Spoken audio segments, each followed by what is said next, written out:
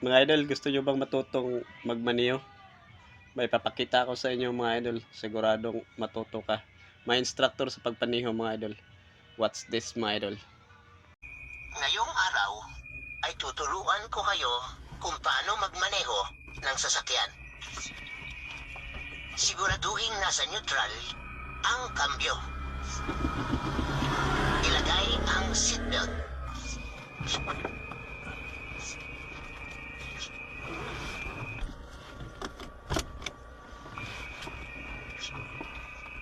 Kunin ang susi.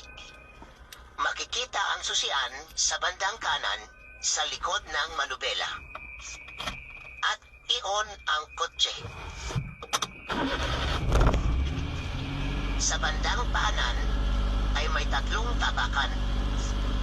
Isa sa kaliwa, isa sa kanan, at isa sa gitna. Hawakan ang kambyo na makikita sa gawing kanan. Apakan ang nasa kaliwang tapakan habang nakaabang naman ang kanang paa sa kanang tapakan. Hilahin pakaliwa ang kambyo at itulak pataas. At dahan-dahang bitawan ang handbrake.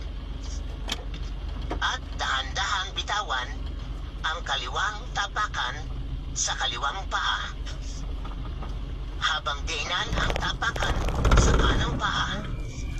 Ayos ah. Ayos. Umaandar na. Ayos ah. Ang galing. Paano bumilis? Idiin mo pa ang tapakan sa kanan. Wow. Ang saya-saya. Madali lang pala. Paano huminto? Magpreno. Para naman matuto magpreno, abangan ang part 2 ng bidyong ito next week.